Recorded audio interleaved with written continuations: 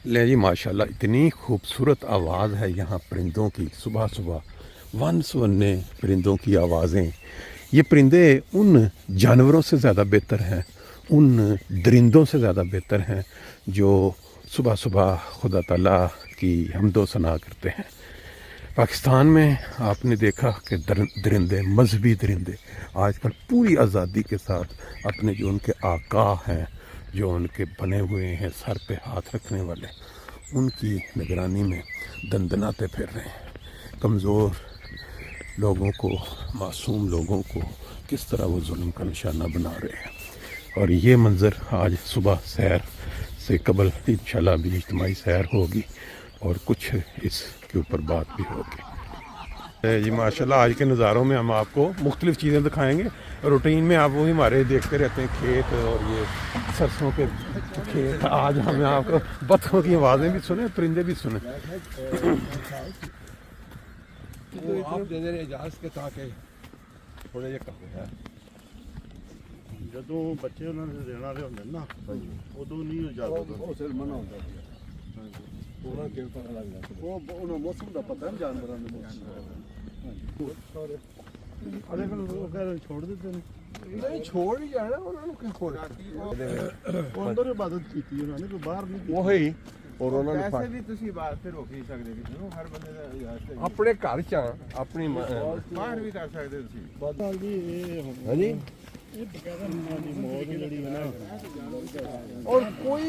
आवाज नहीं उठ रही कोई गवर्नर कह रहा था इन्होंने कि उन्हें कितने गठियां हो गई कुछ हसूलता ने कानून हाफिज बना दिता उन्होंने ਉਹਨੂੰ ਇਹ ਜਿਹਾ ਨਾ ਗਲਾਂ 'ਚ ਚਪੇੜਾ ਮਾਰ ਲਿਆ ਜੇ ਖਲੋਤਾ ਤੇ ਮੇਰੀ ਗੱਲ ਸਮਝਿਆ, ਉਹ ਵੀ ਉਹਨਾਂ ਦੇ ਇਹਨਾਂ ਦੇ ਇਹ ਹਾਲ ਹੈ। ਉਹਨਾਂ ਦਾ ਕੀ ਹਾਲ ਹੈ ਉਹਨੂੰ ਬੰਗਲਾਦੇਸ਼ ਤੇ ਕੱਲ 3 ਮੁਤਾਲਬੇ ਕਰ ਲਏ ਪਾਕਿਸਤਾਨ ਉੱਤੇ ਇੱਕ 4,5 ਬਿਲੀਅਨ ਡਾਲਰ ले जाने 80 तक ले रहे 80 तक ਜੀ ਨਾ ਉਹਨਾਂ ਨੇ बड़े कुर्बान है और ਅੱਛਾ ਤੁਸੀਂ ਕਰਾਚੀ ਚ ਰਹੇ ਹੋਏ ਨਾ ਅਰਸਾ? ਹਾਂਜੀ, ਬਿਹਾਰੀ ਦੀ ਗੱਲ ਹੋਈ ਹੈ ਤੇ ਉਹ ਫੈਸਲਾਬਾਦ ਭਾਈ ਦੀ ਕਿਹਨਾਂ ਦੇ ਨਾਲ ਆਹ ਤਾਂ ਕਰਾਚੀ ਗਿਆ ਹੈ ਇਹ ਯਾਰ ਤੇ ਪੰਜਾਬੀ ਨਹੀਂ ਤੁਹਾਡਾ ਜਿਹੜਾ ਸੀ ਕੀ ਨਾਂ ਸੀ ਉਹਦਾ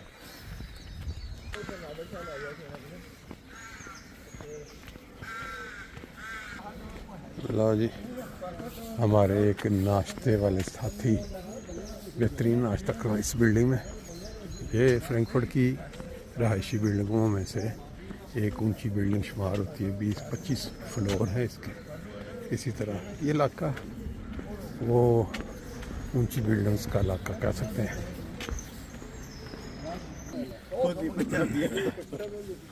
कोई काम नहीं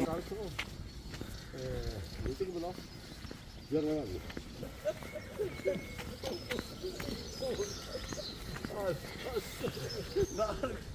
जमा दिया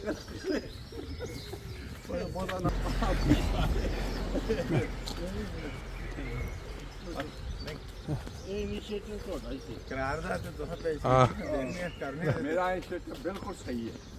मैं आज भी बोले सकता हूँ कोई बड़ा गलत ना समझे कैसा है ਤੁਹਾਡੇ ਵੀ ਹੱਥੇ ਨਿਕਲਣੇ ਨੇ ਉੱਥੇ ਸੌਖਾ ਕੰਮ ਕਿਹੜਾ ਬੰਦਾ ਸੀ ਪਤਾ ਨਹੀਂ ਕੀ ਹੋਇਆ ਉਹਨੂੰ ਪਤਾ ਨਹੀਂ और ਬਾਜ਼ ਏਰੀਆ ਦੇ ਵਿੱਚ ਜਾ ਕੇ ਨਾ ਬੰਦੇ ਜਿਹੜੇ ਚਮਕਦੇ ਹੁੰਦੇ ਨੇ ਉਹ ਵੀ ਘੱਟ ਚਮਕ ਰਹਿ ਜਾਂਦੀ ਆ। ਮਾਫੀਆ ਨਹੀਂ ਉਹਨੂੰ ਮਤਲਬ ਪੁਰਾਣੇ ਜਿੱਥੇ ਬੰਦੇ ਹੋਣ ਨਾ ਜਿਹੜੇ ਹਲਕੇ 'ਚ,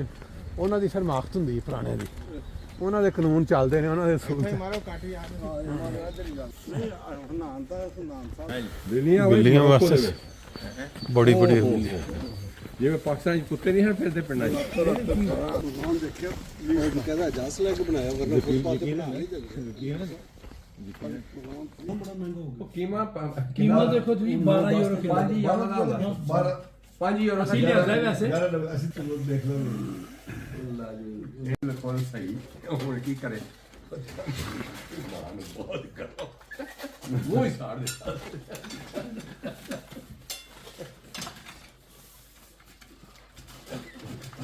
ਪੈਂਦਾ ਵੇ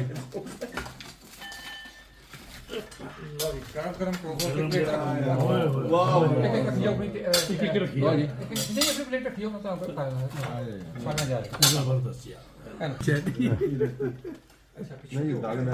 ਥੋੜੀ ਜਗ੍ਹਾ ਕਿਤੇ ਵੀ ਤੁਹਾਡੇ ਵਾਸਤੇ ਹੈ ਥੋੜੀ ਜਗ੍ਹਾ ਉਹ ਹੱਥ ਦੋ ਸਾਲ ਦੇ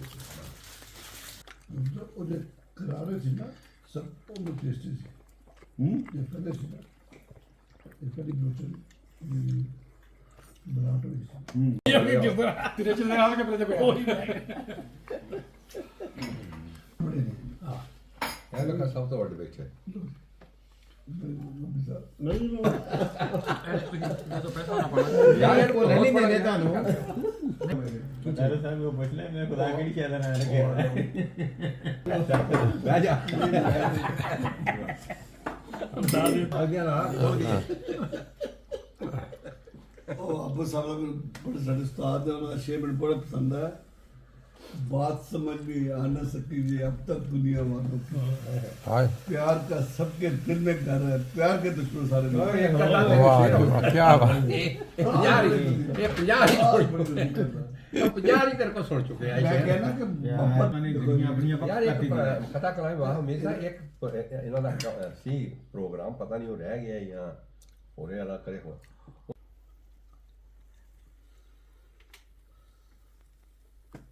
ਤੁਹਾਨੂੰ ਖਾਣਾ ਖਵਾਇਆ ਵਿਚਾਰੇ ਨੂੰ ਰਾਤ ਦੇ 11 ਵਜੇ ਮਾਂ ਸਾਹਿਬ ਨੇ ਕਿਹਾ ਪੇਟ ਤੇ ਟੁੱਟ ਜਾ ਕਰ ਨੂੰ ਪਤਾ ਨਹੀਂ ਉਹਨੇ ਕਿਹੜੇ ਨੇ ਪਹੁੰਚਿਆ ਹੁਣ ਬਹੁਤ ਹੀ ਸ਼ਰੀਫ ਆਦਮੀ ਟ੍ਰੇਨ ਦਾ ਟਿਕਟ ਦੇ ਵਾਸਤੇ ਇਹ ਗੱਡੀ ਹੋਣੀ ਹੈ ਮੈਂ ਕਿਹਾ ਕੋਈ 1.5 ਲੱਖ ਚੱਲੀ ਹੋਣੀ